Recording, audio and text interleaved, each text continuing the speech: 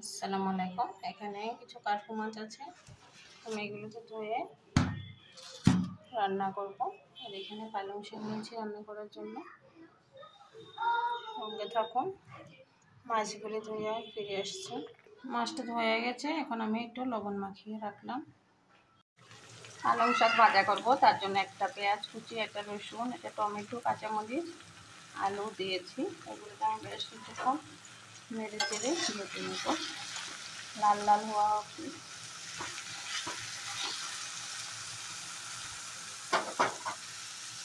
এখানে একটু হলুদ গুঁড়ো আর লবণ দিয়ে দিলাম।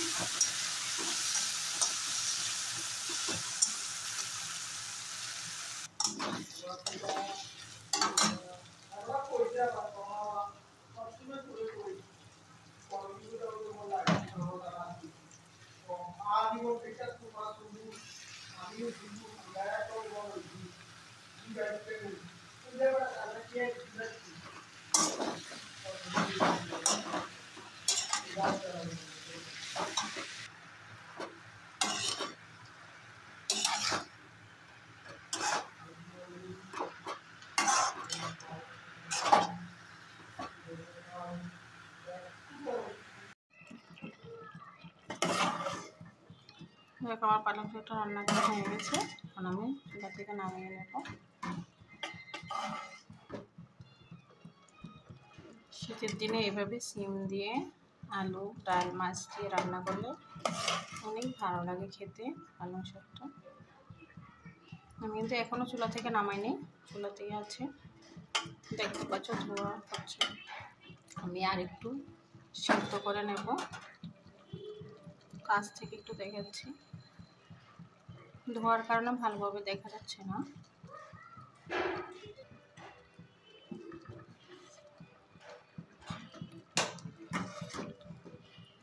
দেশিওলা সিম দিয়ে রান্না করলে খেতে বেশ ভালো লাগে পালং শাকটা।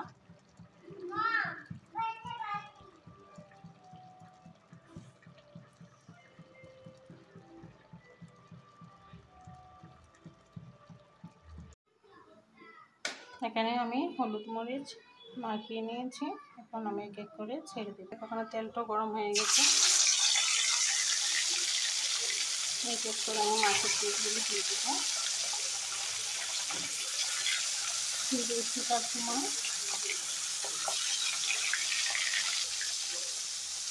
মাছগুলো কিছুক্ষণ ভাজা হয়ে গেছে। আবার আমি একটু উল্টিয়ে দেবো আর একটু ঠিক ভাজা হওয়ার জন্য।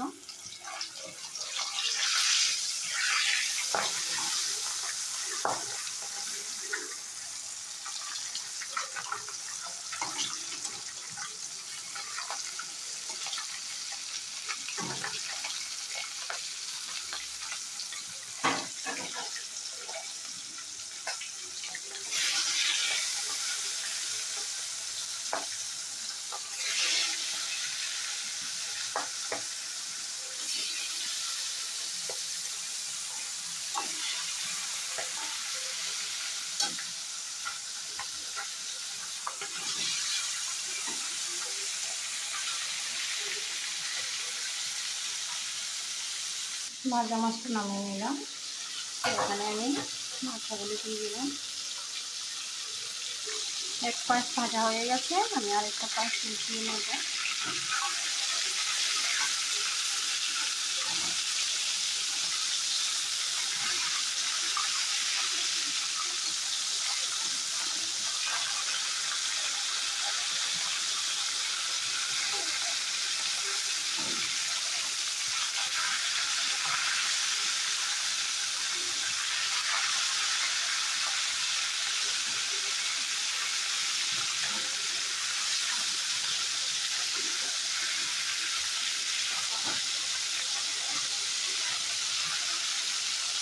আমি সবগুলো মাথা নামিয়ে নিলাম।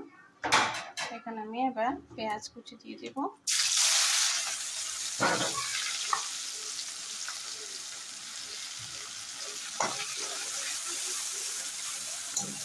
এবার আমি পেঁয়াজ কুচানোগুলো বেশ ভালোভাবে নেড়ে চেড়ে ভেজে নেব।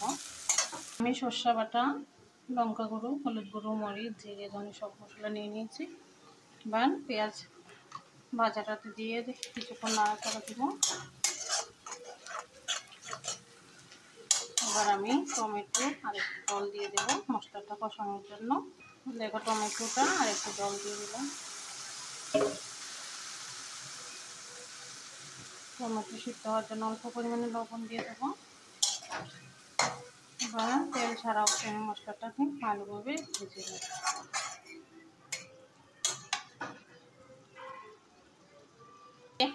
দেখো মাঝে মশলাটা একবারে তেল ছেড়ে দিয়ে গেছে, সুন্দরভাবে ভুনা হয়ে গেছে। জি আসি। এখন আমি একটু পানি দিয়ে দেব। এখন পানিটা বলক আসা পর্যন্ত অপেক্ষা করব, কারণ এখানে তো মাছের মাথা হবে, একটু ঝোল না হলে। চুলার আঁচটা আমি বাড়িয়ে দেবো। হ্যাঁ দেখো এখানে ঝোলটার বলক চলে আসছে। আমি এখন আগে মাথাগুলি ছেড়ে দেবো ক্লিপ করে।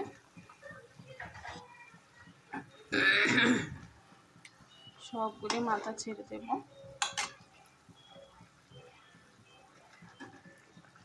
সব মাথা দেওয়া হয়ে গেছে। একটু ভালোভাবে নেড়ে চেড়ে দেবো।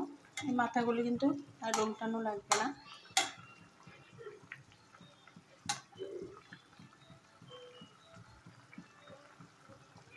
তারপর উপর দিয়ে আস্তে আস্তে মাছ পিসগুলি দিয়ে দেবো।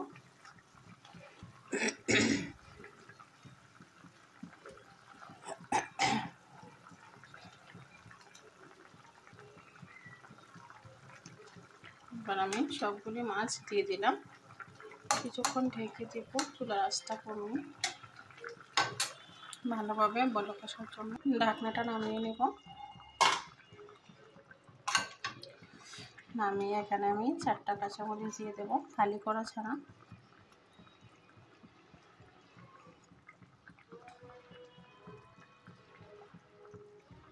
মাছের ঝোলটা হয়ে গেছে।